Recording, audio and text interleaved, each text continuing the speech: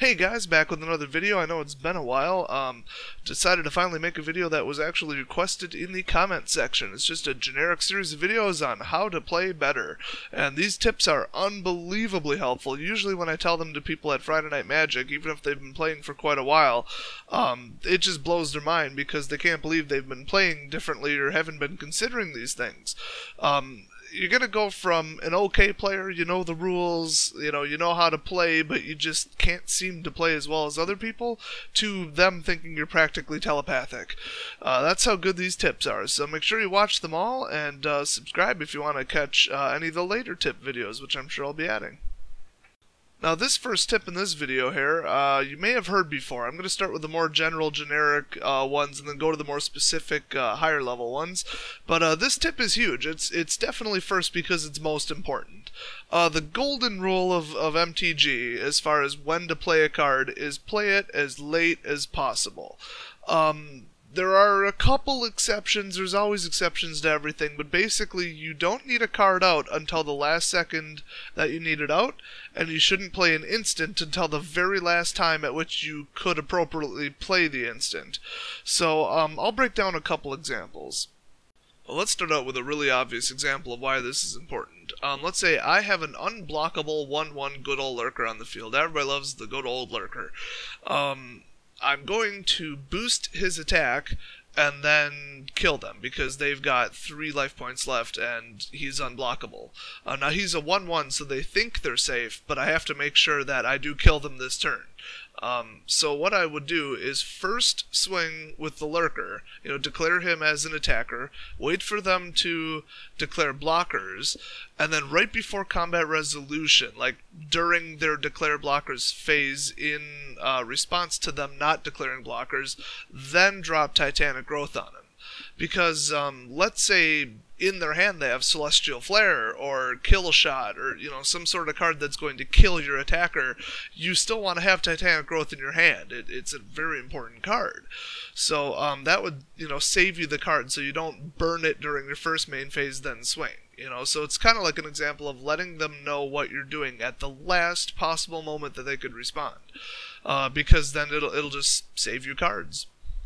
Now that's the obvious example, but I'll go to a more subtle one that most people actually do catch up on, and most people think it's not important, but you only need to get burned by this once, and I've been burned by it enough times that I stopped doing it. So if your creature that you're going to summon on your turn is not going to participate in the attack, he doesn't have a enters the battlefield ability, he doesn't trigger rally, he doesn't bolster when he enters, there's just no reason to have him on the battlefield because he's not going to make your attack any better, don't summon them yet, because they might have like a red instant that deals X damage to all creatures, or they might cast like Windstorm that does X damage to all of your flyers. You don't want your other flyer that you're going to summon to be caught in that. Now there aren't many instant board wipes, like Aether Spouts isn't legal anymore, and that only affects attackers. Same with Celestial Flare, so it's not the most relevant, but it's just logical. Like, why would you put out a creature that you're not using until your second main phase?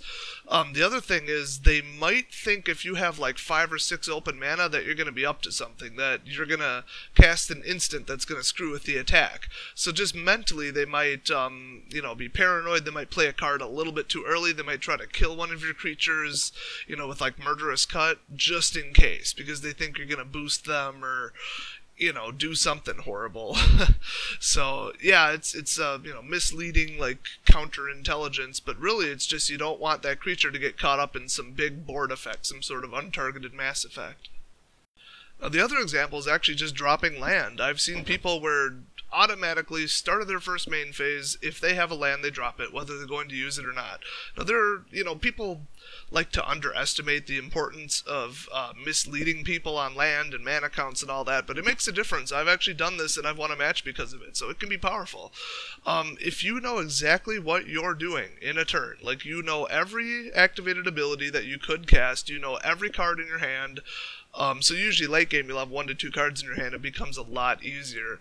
If you are 100% sure that you will not need 1 more mana until after combat, then don't drop your land until your second main phase. Now, if the opponent starts casting a spell, and then you're holding anti-magic, and now you're one short, you can't, in response to their anti-magic, drop a land.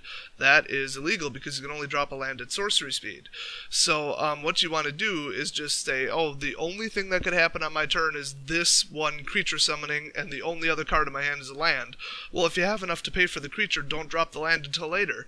Not only do they think that you're holding maybe another creature, another instant, they think you might, have something. You can screw with how they block, because they'll be trying to anticipate you.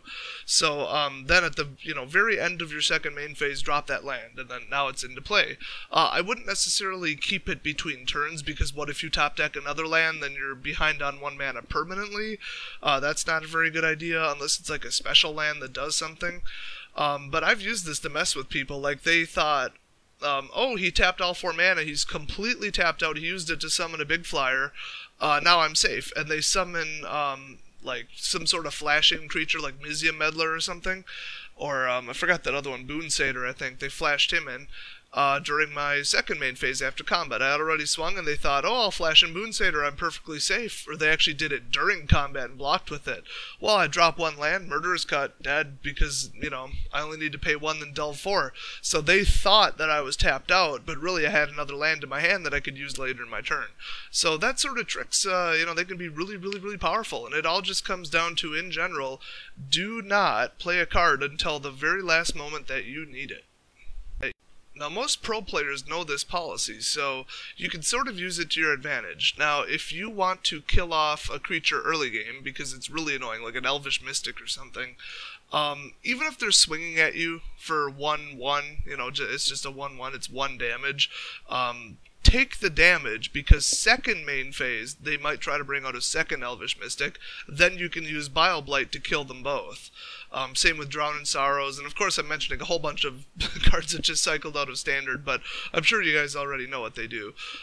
So, even after combat, that might not be too late to drop a card that you think would be more beneficial later. In fact, you could even, if you have a board wipe, obviously don't use it to get rid of 2 creatures if you're at 22 health. I mean, it's not that big of a threat if they're swinging with a bunch of 1/1s. You want the most bang for your buck, because if you cause them to start all over and it's turn 4, well, it's a lot better to have them cast everything, be top decking, then wipe the board. If you think you can survive it and you think you'll have, 10 health left, well, alright, why not wait a little bit? So it's all about playing patiently, and unless you have reason to believe that they're going to counter your spell later, so that you have to rush it out, just wait, and then unleash it for the highest possible effect. Well, that does it for this video, but according to my notes, I have at least, at this time, 7 more videos with awesome tips that'll help you play like a pro.